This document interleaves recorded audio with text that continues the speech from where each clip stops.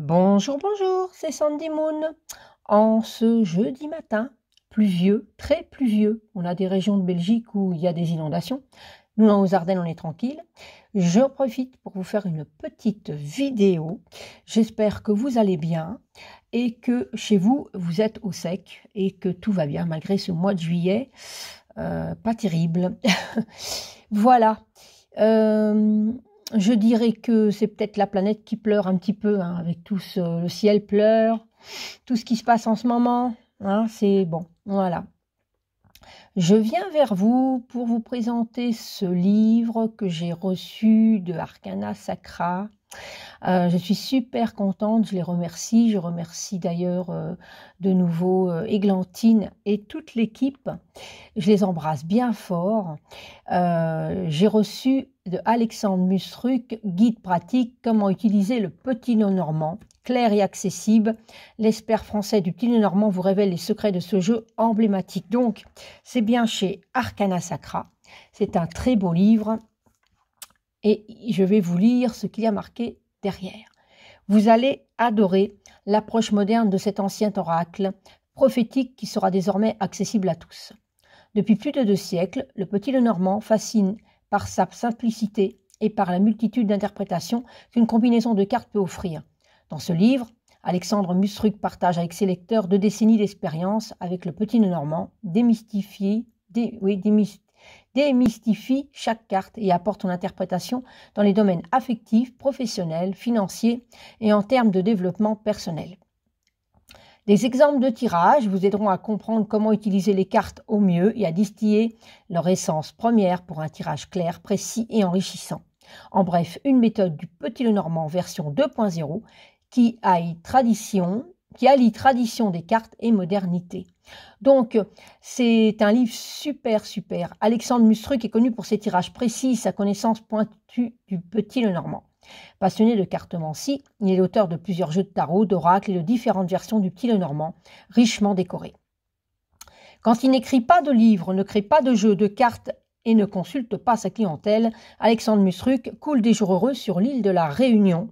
Je suppose qu'il a un meilleur temps que nous, je suppose. Bref. Ce livre est donc chez Arcana Sacra, prix 18 € et en plus j'aime beaucoup, il y a pour chaque livre imprimé un arbre planté en Bretagne pour la clairière des livres. Donc ça, moi, c'est la petite touche qui me fait la différence, j'adore. Donc voilà, donc j'aime beaucoup, je suis heureuse d'avoir ce livre parce qu'il était dans ma wishlist en plus. Et il y a le deuxième qui est les associations des cartes. Qui doit être super aussi, que je me fournirai bientôt pour l'accompagner ensuite. Mais je suis super contente d'avoir reçu celui-là. Je suis aux anges. Alors, voilà. Donc, on ouvre, c'est comment utiliser le petit Lenormand. Donc, c'est un livre de 2020. Alors ici, il y a à propos, hop, je recule ça pour avoir plus de place, à propos de l'auteur, donc voilà, avec les informations de Alexandre, voilà, où c'est qu'on peut le retrouver, ses réseaux sociaux, voilà, tout ça, sur YouTube aussi.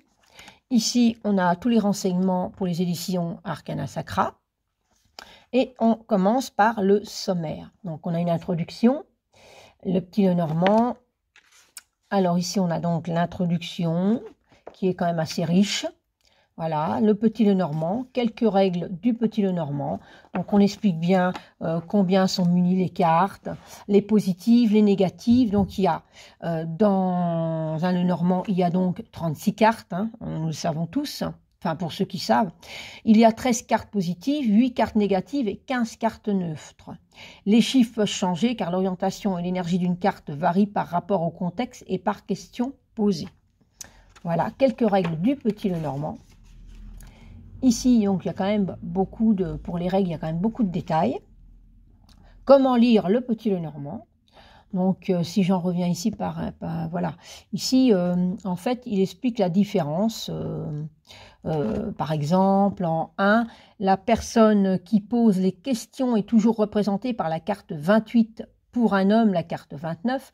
Pour une femme, et cela ne change jamais. Dans le cas d'un enfant, c'est la carte 13 qui le représentera. Donc, on peut utiliser une carte de Lenormand, donc le consultant, la consultante, l'enfant, pour poser une question précise sur la personne. Contrairement au tarot, le petit Lenormand ne se lit jamais seul. Ce sont les rencontres et les associations de cartes qui déterminent le comportement et l'influence d'une carte dans le tirage. Donc, il y a plusieurs, comme ça, représentations qui expliquent bien comment on utilise le petit Lenormand.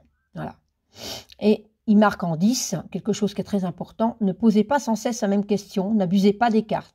Ce n'est pas parce qu'elles ne vous disent pas ce que vous voulez entendre qu'elles ont tort. Acceptez toujours leurs réponses en leur faisant confiance, c'est à votre intuition que vous faites confiance. Si vous devez refaire un tirage sur un même sujet, attendez d'avoir un changement de situation ou des informations supplémentaires. Sinon, restez sur votre premier tirage.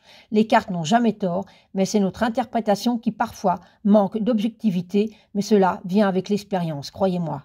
Donc, c'est vraiment bien écrit et c'est facile à comprendre. Voilà, c'est génial.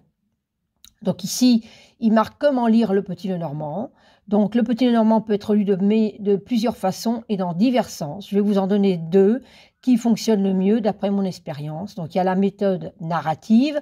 Donc, ici, on explique avec une association de cartes. Et ici, il y a la méthode de la carte focus. Voilà. Donc, on a quand même des exemples. En plus, c'est super. Alors, on a une petite carte, une petite page blanche. Hein, rien ne vous empêche de mettre une petite note ou pas. Moi, j'ai un carnet, donc je ne marque jamais rien dans mes livres. Et ensuite, on a les 36 cartes démystifiées. Voilà. Donc, déjà, j'aime beaucoup parce que ici, par exemple, dans cet ouvrage, chaque carte est distillée à son essence première pour une meilleure compréhension. D'autres thèmes sont traités pour rendre votre interprétation plus riche et plus complète. Voici comment chaque carte est décortiquée. Donc, il y a la polarité en général, le secret, l'objet, le lieu, temps, la profession ou l'activité, domaine affectif, domaine financier, développement personnel et le mantra. Je trouve que c'est un livre qui est super complet, il est génial. En plus, c'est un papier glacé là, il est très agréable au toucher. Et il y a vraiment donc tous les petits détails. Donc, on a la représentation de la carte. Ici, polarité, donc on marque que c'est une carte neutre, puisqu'on a parlé tout à l'heure du négatif, positif ou neutre. Ensuite, il y a en général, donc en général, c'est la représentation de la carte, qu'est-ce que ça veut dire? Le secret, voilà, donc, et l'objet. Donc, par exemple, ici, je vais vous lire une carte, hein, le cavalier.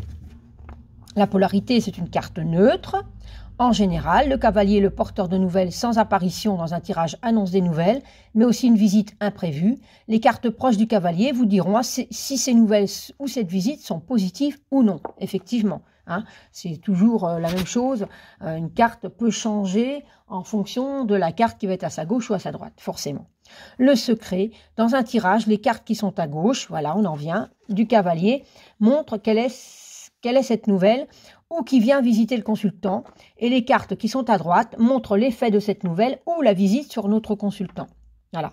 L'objet, un vélo, une moto, un skateboard, une trottinette. Donc voilà, c'est toujours représenté d'une certaine façon. Lieu, un centre équestre, un club hippique, une auto-école sur la route. Donc voilà, ça c'est le lieu de la carte. Le temps, très vite, en cours. Donc si on tire cette carte, on sait que le cavalier... Voilà, c'est une carte que, si elle prédit quelque chose, ça va être très vite ou en cours. La profession ou l'activité, facteur, livreur, coursier, employé d'écurie, prospecteur. Voilà. Les domaines professionnels, un changement arrive, le cavalier fait bouger les choses. Si vous avez connu une période de stagnation et de blocage, le cavalier annonce le déblocage puisqu'il est en mouvement sur la carte. L'apparition d'un messager est attendue dans votre domaine professionnel. Si vous êtes à la recherche d'un emploi, les choses avancent et votre atout sera de montrer votre détermination et votre envie d'avancer. Dans le domaine affectif, le cavalier annonce une nouvelle rencontre, une nouvelle personne perce l'horizon. C'est quelqu'un avec un physique élégant, un bon goût vestimentaire. Prenez garde, car le cavalier n'aurait jamais à la même place, toujours en mouvement, et cette rencontre pourrait n'être qu'un flirt, une aventure sans lendemain. Dans certains cas, le cavalier peut représenter l'autre homme, l'amant. Voilà, donc chaque carte a des significations bien précises. Domaine financier. L'arrivée du cavalier dans votre jeu vous annonce une rentrée d'argent, un retour sur l'investissement. Quoi qu'il en soit, vous aurez bientôt des nouvelles qui concernent votre situation financière. Développement personnel. Le cavalier vous conseille d'aller de l'avant, d'agir en conquérant. L'univers vous apporte un soutien en vous procurant une forte dose d'énergie vivifiante. Profitez de ce temps pour mettre en avant vos projets et vos idées. Et le mantra de la carte, c'est « J'y vais ». C'est vraiment un livre que j'aime beaucoup. Et alors, je remarque que, je ne sais pas si c'est pour toutes les cartes, mais voilà, il y a une petite carte de une petite phrase de William Shakespeare. Pour le cavalier, par exemple, c'est « Allons sagement et doucement ». Trébuche qui court vite. Voilà. Et là, on a de nouveau pour le trèfle une phrase William Shakespeare. C'est génial. Donc, on a ici la polarité positive. Donc, on a ça en fait pour chaque carte. Voilà. Donc, en fonction des cartes, il y a plus d'informations. Hein, parce qu'il y a des choses il y a beaucoup de choses à dire sur certaines cartes. Voilà. Et il y a ça pour chaque carte. Et donc, il y a l'illustration en couleur qui la représente. Et d'après ce que je vois, oui, c'est tous de William Shakespeare. C'est génial, j'adore. J'aime énormément William Shakespeare. C'est fabuleux. Oui. C'est vraiment un livre que j'aime énormément. Et ça, on a ça pour chaque carte. C'est vraiment super. Il est vraiment... il a une chouette écriture, Alexandre. C'est vraiment génial. J'aime vraiment beaucoup. Et le livre est en couleur. Regardez-moi l'enfant. Donc il faut aussi, ce qui est représenté, je suppose que c'est un de ces le Normand. Donc ce serait quand même intéressant de pouvoir avoir un de ces le Normand. Donc je pense que je ne serai pas sans me procurer au moins un de ces jeux. Mais voilà. Donc oui, effectivement, c'est que des phrases de William Shakespeare à chaque fois. Ce n'est pas fait pour me déplaire, loin de là.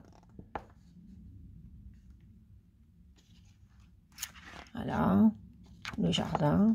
Donc parfois, il y a des petites pages comme ça. Donc rien ne vous empêche de mettre une petite note. Hein, voilà. Maintenant, moi, je ne mettrai rien du tout. Parce que, comme je disais tout à l'heure, voilà, j'ai mes propres petits carnets. Donc le mont, les chemins, les souris, le cœur, l'anneau, le livre, la lettre, le monsieur, la dame, le lys, le soleil, la lune, la clé, les poissons,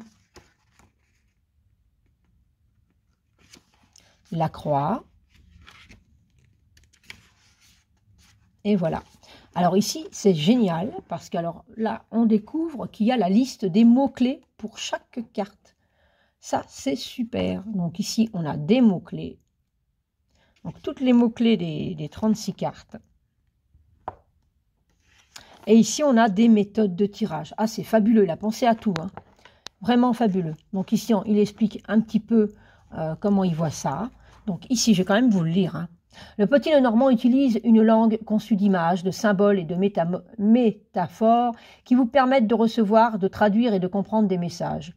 Voyez-le comme un interprète qui vous traduit des messages d'une langue que vous n'arrivez pas à maîtriser.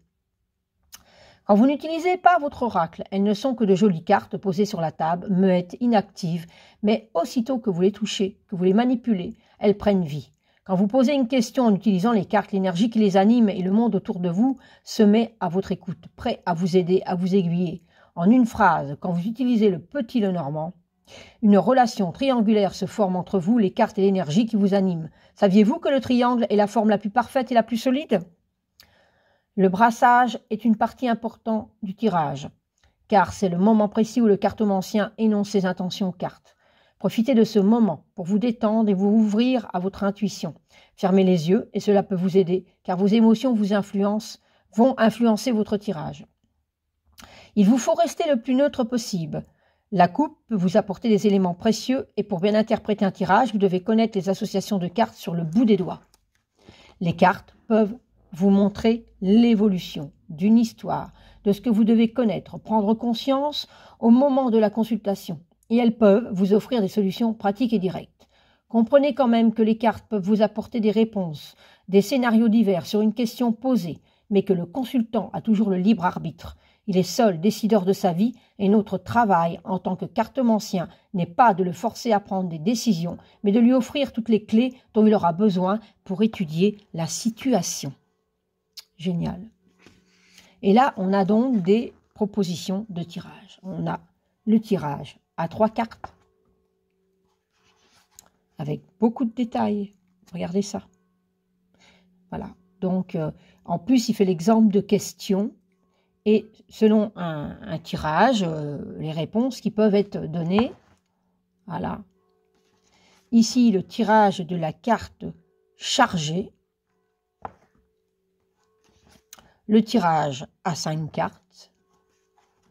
Le tirage à 9 cartes. Il y a vraiment beaucoup de détails, c'est vraiment génial. Là, vous voyez, il y a déjà 4 pages sur le sujet. Le tirage du chien de pique.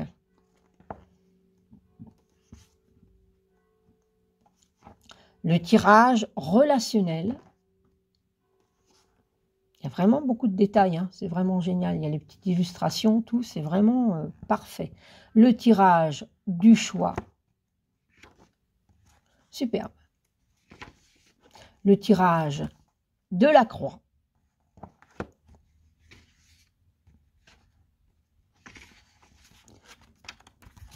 Le tirage de la pyramide. Des tirages bien utiles. Pour clôturer le chapitre des tirages, je vous offre 3 tirages inédits. Les 2 premiers sont très anciens et n'ont jamais failli à leur tâche. Le 3e est l'une de mes créations et tout comme les 2 premiers, il a prouvé son efficacité à travers les années. Le oui et le non. Prédire le sexe d'un enfant à naître. Quel cadeau va-t-on m'offrir? C'est génial. Et ici, on a la conclusion que je vais vous lire. Nous avons exploré l'oracle du Petit Lenormand en profondeur et vous avez maintenant les clés en main pour des tirages clairs et précis. Comme tout art, la cartomancie par le jeu du Petit Lenormand vous demande de la pratique. Vous pouvez faire des tirages sur tout. Un match de football, l'issue d'une élection politique, l'élection de la nouvelle Miss France, etc. L'avantage de ce type de tirage est que vous aurez les résultats rapidement et vous pourrez évaluer votre justesse et aussi savoir ce qui vous a échappé lors de votre interprétation. Ayez toujours foi en votre capacité psychique et en votre intuition, car elles vont s'allier avec les cartes pour vous offrir des tirages extraordinaires. J'aime vraiment beaucoup. Et ici, on a le lexique. Donc, lexique, on a quand même des rappels... consultante, consultant, cartomancien, cartomancienne, l'oracle. Donc, s'il y a des mots qui vous semblent un peu... voilà, vous avez un lexique. Ici, on a quelques questions. Voilà. Remerciements. C'est vraiment un très long texte. Et ici, avez-vous aimé comment utiliser le Petit Lenormand? C'est vraiment fabuleux. Il est vraiment complet. Alors, voilà, donc du même éditeur et du même auteur, d'Alexandre Mustruc, il existe donc le guide des associations du Petit Lenormand, que je me prendrai certainement parce qu'il complétera bien celui-ci. Et comme je pratique le Lenormand, mais je ne suis pas une pro, hein, je me débrouille très bien, j'ai des belles réponses et ça me parle à chaque fois, il n'y a pas de souci. Mais alors avec ce livre... Et avec celui-ci que j'aurai ensuite, je vais vraiment développer ça encore plus. Ça, c'est génial.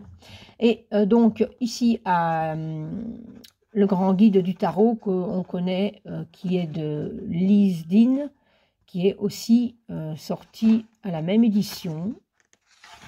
Voilà. Et ici, bon, ben voilà, une petite anecdote pour l'Alliance Magique, le MAG.